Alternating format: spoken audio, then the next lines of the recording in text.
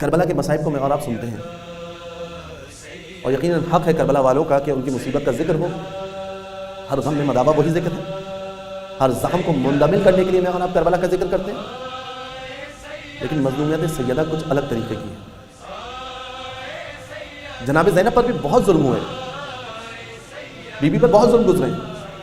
شمر کے تازیانے be be نے کھائے، چھتوں سے پتھر پھینکے گئے، بی بی زخمی ہوئی. کھولتا ہوا پانی پھینکا گیا، بی بی زخمی. بے چادر پھرائی گئیں، بھائی کا سر نوکے نیزہ پر بلند تھا. مگر سیدہ سلام اللہ علیہ کی مصیبت کا انداز عجب ہے کہ ابھی بابا کی تدفین ہوئی ہے، ابھی آثار نبوی موجود ہیں، وہ بیٹی، وہ در، وہ گھر، وہ خانوادہ موجود ہے کہ جس کے بارے میں رسول اللہ نے تاکیدات کی تھیں. وہ در کے جس پر رسول اللہ 6 مہینے تک آ کر مسلسل سلام پڑھتے رہے. وہ در کے جس کے گھر والوں کو رسول اللہ نے چادر کے نیچے جمع کیا اور ان کو اپنا اہل بیت قرار دیا. وہ افراد کے جن کو مباہلہ کے میدان میں لے کر گئے، وہ لوگ کہ جن کے بارے میں رسول اللہ نے وصیت کی کہ میرے اہل بیت کے بارے میں خدا سے ڈرتے رہنا. ارے وہی در کا، وہی گھر کی وہی فرد کہ جس کو فاطمہ کے نام سے پہچانا جاتا ہے، اسی کا ہاتھ ہو اور کن اس کا تازیانہ ہو. کہیں اور نہیں، غریب الوطنی میں نہیں، بلکہ اپنے ہی شہر میں، اپنے ہی وطن میں، اپنے ہی محلے میں جناب زہرا مرضیہ سلام اللہ علیہ پر یہ ظلم ڈھایا گیا. بیان کیا جاتا ہے کہ ایک لعین نے اپنے غلام کو بھیجا کہ امیر المومنین علیہ السلام کو بلایا جائے. جناب زہرا سلام اللہ علیہ دفاع کے لیے دروازے پر آئی. دروازہ بند ہے. سیدہ سلام اللہ علیہ دروازے سے ہی اس کو رد کریں کہ امیر المومنین تمہارے ساتھ نہیں جائیں گے. وہ جاتا ہے، اپنے آقا کو اطلاع دیتا ہے، دوبارہ اس کو بھیجا جاتا ہے. چند مرتبہ کی تکرار کے بعد حکم دیا جاتا ہے کہ آگ لائی جائے، لکڑیاں جمع کی جائیں، فاطمہ زہرا کے دروازے پر آگ لگا دی جائے. اگر دروازہ نہ کھولا جائے تو آگ لگا کر گھر کے اندر داخل ہو جایا جائے. میں انشاءاللہ مصائب پڑھنے کی کوشش کروں گا آپ کے سامنے، لیکن ایک جملہ توجہ کے ساتھ سن لیجئے. ذہن میں سوال اٹھتا ہے نا ہمارے بچوں کے کہ کیوں سیدہ دروازے پر آئی تھیں جبکہ امیر المومنین گھر میں موجود ہیں. اب آپ ذرا تصور کیجئے وہ بیٹی آ کر کیسے حق کے ولایت سے دفاع نہ کرے کہ جس کے بارے میں رسول اللہ یہ فرما چکے ہوں فمن اغضبها فقد اغضبنی. شاید سیدہ کے ذہن میں یہ تھا کہ کوئی تو ایسا غیور ہوگا کہ فاطمہ کی آواز سن کر در سیدہ پر حملہ نہ کرے. میں وہ فاطمہ ہوں جس کے استقبال میں رسول اللہ کھڑے ہوتے تھے.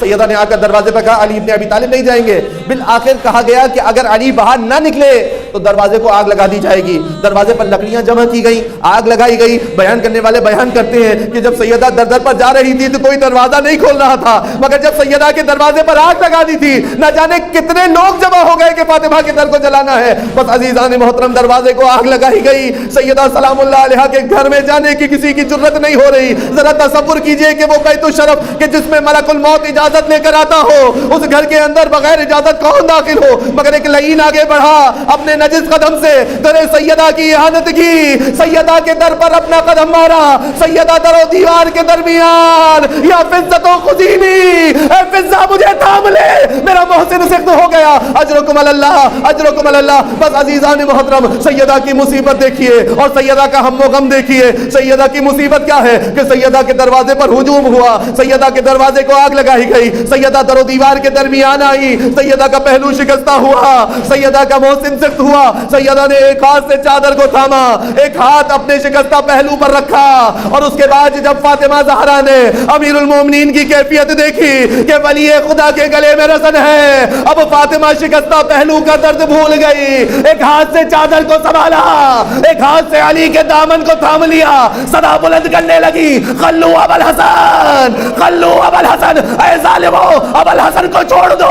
مگر جب فاطمہ زہرا نے دامن علی کو نہ چھوڑا، شقی بیان کرتا ہے میں نے بہت کوشش کی کہ دست سیدہ سے علی کا دامن جدا کروں، مگر سیدہ کا ہاتھ جدا نہ ہوا. میں نے اپنے غلام کو اشارہ کیا، قنفذ آگے بڑھا، ہاتھ میں تازیانہ ہے. فاطمہ زہرا کے ہاتھ پر اس دست اطہر سیدہ پر جس کا بوسہ لے کر رسول اللہ فرماتے تھے کہ میں محمد عربی جب جنت کی خوشبو کا مشتاق ہوتا ہوں تو فاطمہ کے ہاتھوں کے بوسے دیا کرتا ہوں. وہی دست فاطمہ، قنفذ کا تازیانہ، سیدہ کا ہاتھ مثل بازو بند سیا ہوا.